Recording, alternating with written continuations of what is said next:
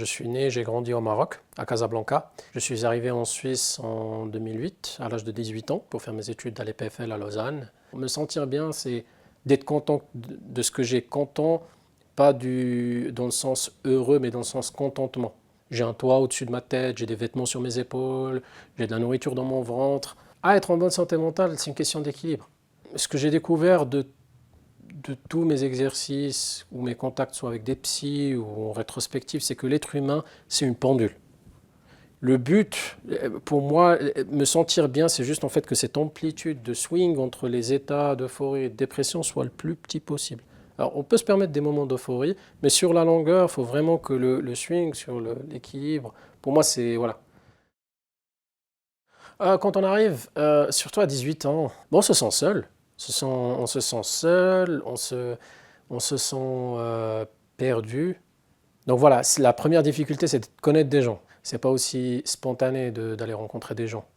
Ici, je parle ici en Suisse par rapport à de là où je viens. Il faut se rendre compte que le français qui est parlé par les jeunes, c'est pas le même qu'on apprend à l'école, hein. Donc la moitié du temps, on comprend pas les vannes, on comprend pas excusez-moi pour le terme, les blagues. Il y a tout un langage qu'il faut apprendre pour pouvoir briser la glace. Ce qui m'a aidé justement, bah, c'est la facilité que j'avais à l'école, les activités que l'école m'offrait ont fait que j'ai passé du temps avec des Suisses, des locaux ou des étrangers qui étaient nés ici. Ce qui m'a aidé aussi, j'adore chanter. C'est un truc que j'ai perdu, que je me suis redécouvert, que j'ai été pratiqué.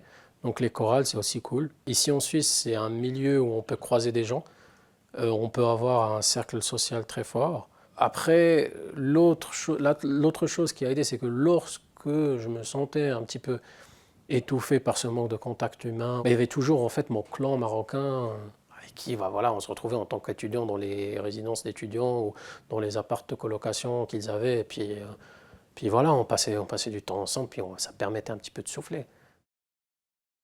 Alors, pourquoi demander de l'aide? Ben, on n'est pas armé lorsqu'on arrive en Suisse pour s'en sortir en Suisse. On est né, on a grandi dans un autre environnement. Pour plier la page de mes études, j'ai été voir un psy.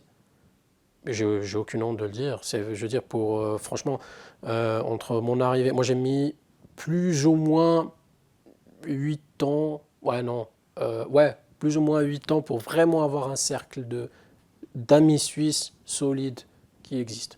8 ans, c'est long, hein. Il ne faut pas avoir honte d'aller voir des psys lorsqu'on a besoin.